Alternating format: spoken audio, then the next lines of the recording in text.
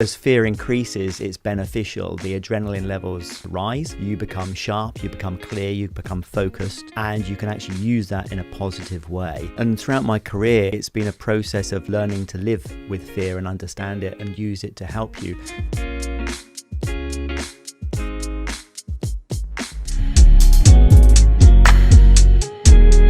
Looking back now, we had what was probably the closest near miss in the ISS's history. I think the words you used were, it would have been catastrophic.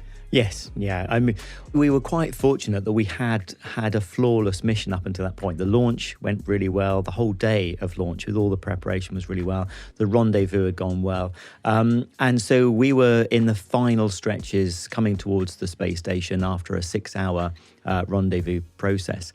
And the Soyuz has an automated system, so it was doing its own thing. We were just monitoring it. When you say Soyuz, that's the spacecraft? That's the spacecraft, okay. Yeah, the Soyuz spacecraft. So we were fully expecting it to dock itself. Everything was working normally. And we were 17 meters from the ISS, and that's the closest that any spacecraft has been when it's had a problem. Normally, when you're inside 50 meters, there's nothing really much that will go wrong. So we were not expecting anything to go wrong, and at 17 meters to go, master alarm went off.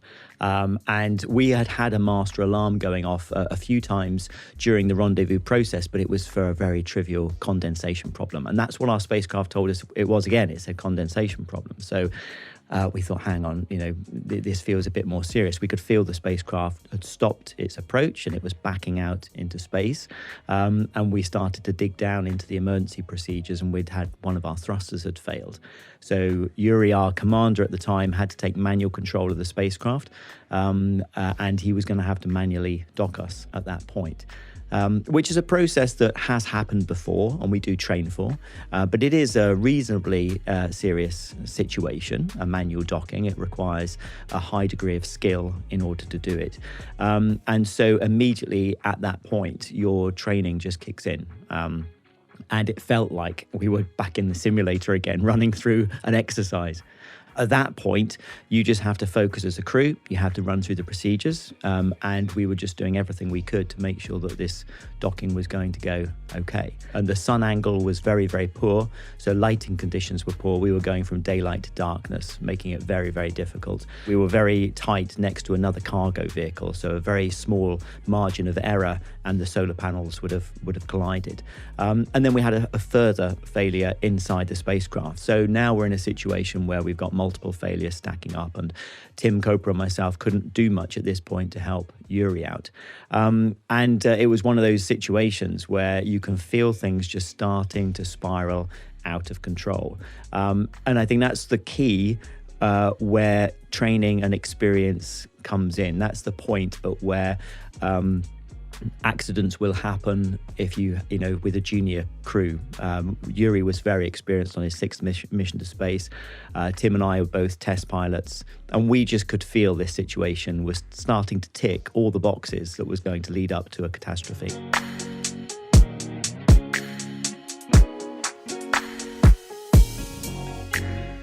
Oh, well, there is fear, but I think fear is good. And throughout my career, I think it's been a process of learning to live with fear and understand it and use it to help you. There's kind of a fear curve where, as fear increases, it's beneficial. The adrenaline levels start to rise. You become sharp, you become clear, you become focused, and you can actually use that in a positive way, along with your training and experience to deal with a situation. Then you get to the point where fear increases further. And then it starts to be a negative process where it starts to inhibit your thinking and your clarity of thought and your focus. And that's when, you've really gone too far and where fear gets out of control. What we do is we train a lot so that we can manage our fear. We can manage it and use it to help us in a situation. As a test pilot, that happened on several occasions when we had perhaps a fire or an engine failure, or problems were going out of control. And throughout my life, I've kind of been able to play with that and manage it and understand myself as to when I'm getting to the point that I really need to start worrying.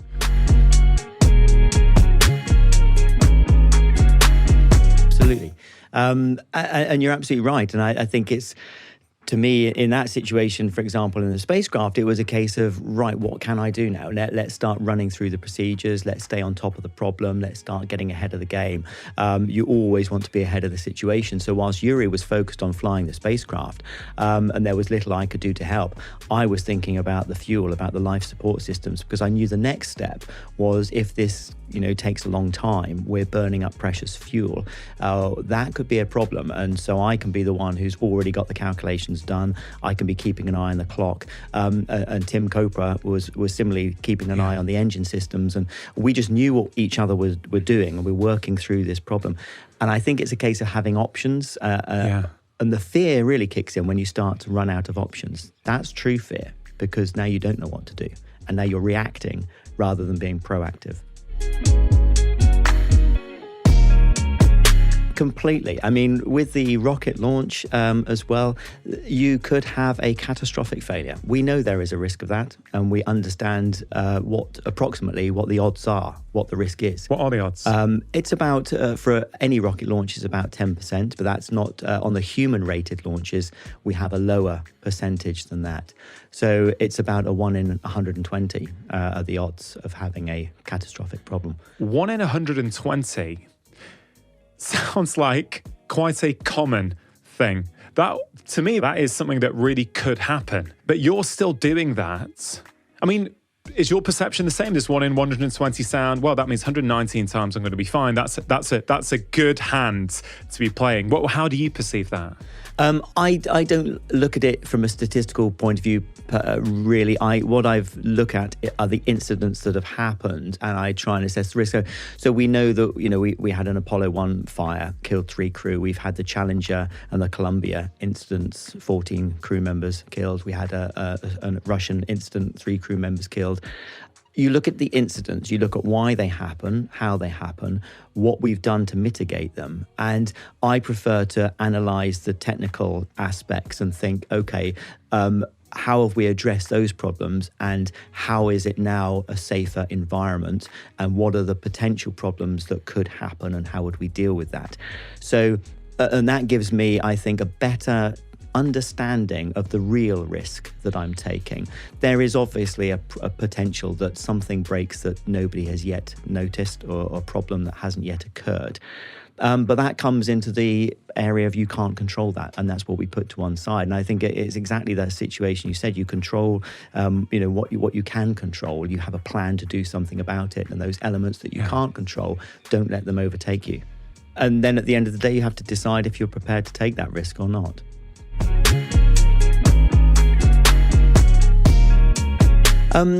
I think as a youngster, I was somebody who embraced adventure, definitely, and I was happy to push myself out of my comfort zone. And I think my years of flying a helicopter have always made me expect the unexpected. Right. And there's a joke that an aircraft, a plane, will want to fly itself. It's got wings, it will naturally glide. You do nothing to it, and it will want to stay in the air, whereas a helicopter's thrashing itself to bits, and if something goes wrong, it will want to just take itself out of the sky. So as a helicopter pilot, you're constantly looking at the next field to land in, where to put it down if there's a problem. And that it just ingrains in you this expectation of something is going to go wrong. And I think I carry that with me when I'm on a mission. And also we get into that mindset as astronauts, because you never allow your guard to drop completely. Even when you're on the space station, you're 4 months into your mission, it's a routine Saturday morning, you're just having a cup of tea, bacon sandwich. There's a part of you that knows that the space station could get hit by a piece of space debris at any point, and you have to click into your emergency procedures. So you never really let your guard down. Is that stressful? There is, yes, there is an underlying element of stress there, and I think that it would be unhealthy to live with that for a long period of time.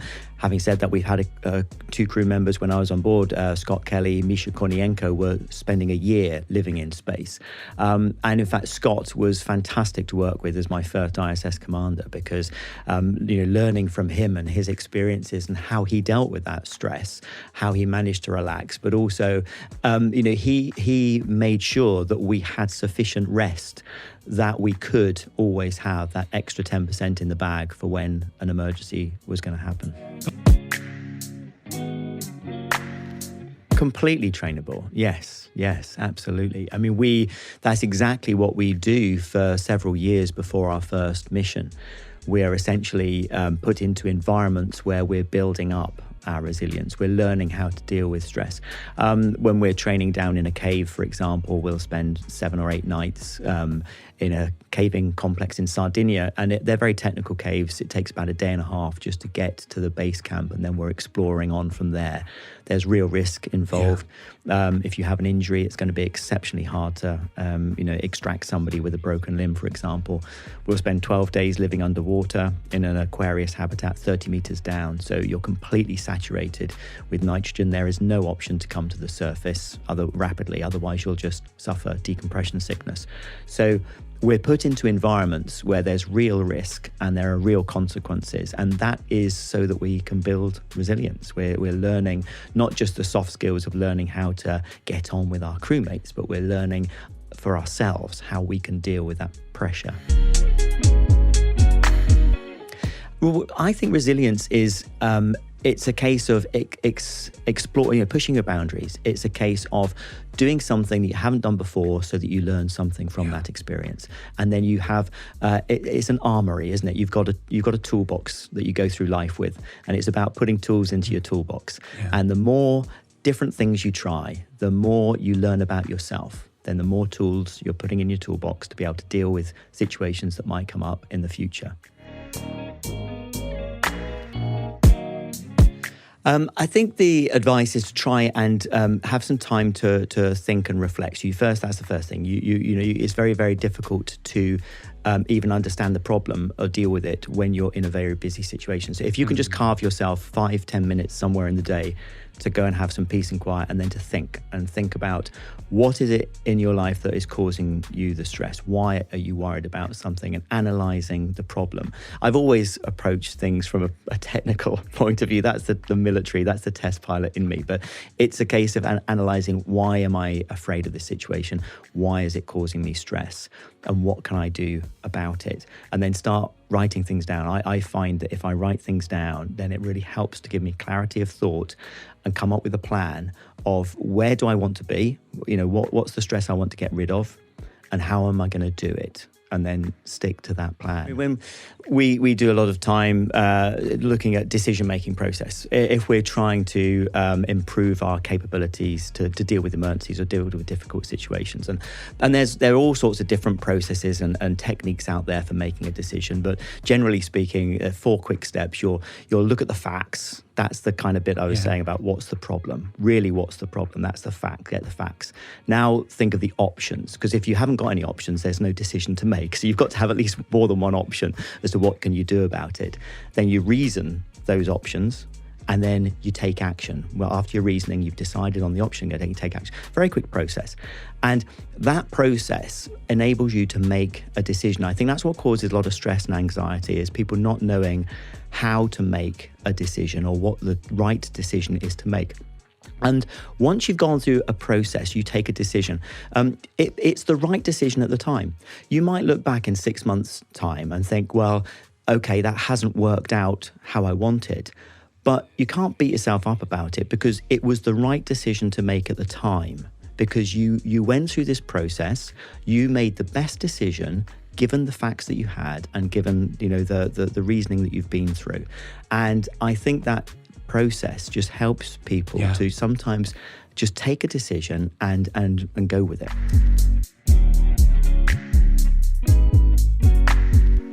There will always be factors outside of our control. Just look at what's happened in the last 4 or 5 years. From Brexit, from a pandemic to the war in Ukraine, inflation, cost of living crisis. These kind of things are outside of most people's control. They are just events that are happening that we have to react to.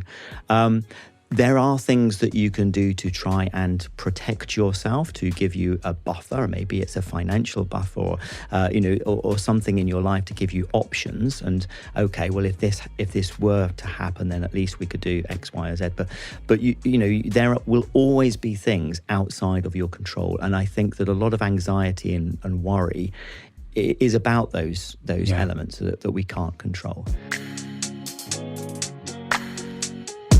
Structure and routine is brilliant. And a lot of people think structure and routine, oh, God, it's horrible. Oh, it's so regimented. Gosh, why can't we just have a bit of flexibility? Surely life would be better if we could just have some freedom. Without realizing that structure and routine gives you freedom. Yeah. Because structure and routine gives you that 15-minute coffee break that is your freedom, because it's there, it's in the schedule. And I'm going to take my 15-minute coffee break. If it's not in the schedule, you'll work through it. You'll just plow on through it. It'll be the next email or onto the device, checking social media, whatever it might be. And on the space station, we stick to a very strict routine that makes sure that we get adequate sleep, that makes sure we get time to eat, time to exercise, and time in the evenings to switch off and relax. So actually, structure and routine is giving us the freedom that we need. It can be hard to sleep. Certainly in the first couple of weeks. Why? What happens? I mean, I just can't even imagine. What do you feel? It's getting to sleep is hard because it's you're floating, and without the absence of lying down in a bed, without being able to kind of have that comfort of a pillow against your head, and all these things that we feel very comforting on Earth, and they give us the triggers to fall asleep. Without them, you feel like your body isn't ready to go to sleep. Also, ultraviolet light can be really terrible for sleep. So if we go to the cupola window, for example, late at night, and it happens to be daytime, we're in the daytime part of the Earth's orbit, and you take a few photographs and you get this big influx of UV light, you won't sleep for the whole night. Your body, it's very attuned to the lighting conditions. I mean, we've evolved over millions and millions of years to be attuned to a 24-hour cycle. Yeah, we have. I believe that you see, is it 16 sunrises and sunsets a day when you're in space? Is that right? That's right, yes, yeah. So how does that work? We're attuned to this 24-hour cycle. You're a human being. Even though you're in space, you still got that evolutionary biology, yet you're seeing 16 sunrises and sunsets. How does that fit together? Well, yeah, it messes up your circadian rhythm for the first couple of weeks, and that's why it takes this while just get used to being in space. What we do in the evenings is we'll now close the hatches. We'll try and prevent too much UV coming in. And on the space station today, they actually have LED lighting, so they can redshift the lighting in the evenings. Blue shift it during the day and get maximum performance, but make sure in the evenings we're kind of red shifted and we're just starting to get into that sleep rhythm.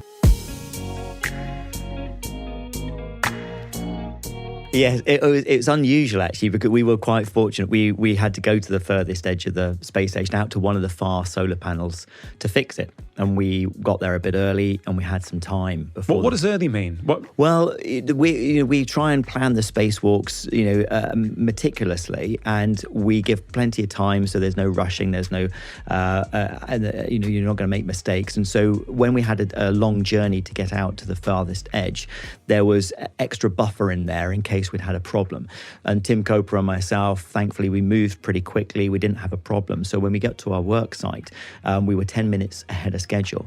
But we couldn't repair the solar panel until darkness, because there was live electricity just flowing down the solar panel from the sun's rays. We were only going to get 45 minutes of the night part of the orbit to get this repair job done. So it was going to have to be a very, well-run procedure. But for the 10 minutes after we'd set up our work site, there was nothing to do, just wait for the sun to go down. So that was when I had those precious moments to kind of clip on and push off and just float in the blackness of space and just look out at the universe and watch the sun go down on Earth. I think it's incredibly hard to process fully what that experience is like. In fact, I've spoken to several Apollo astronauts about it as well.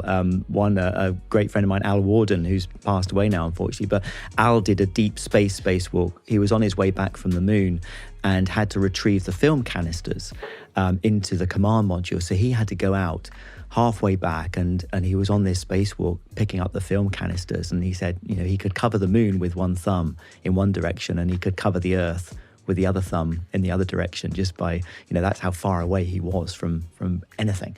And And of course, my experience wasn't quite as extreme as that, but still, when you're looking out at the Milky Way, looking away from Earth and floating and not feeling any pressure on your body, no forces, all you've got is a gentle hum from the ventilation system. So it's very, very quiet, very peaceful.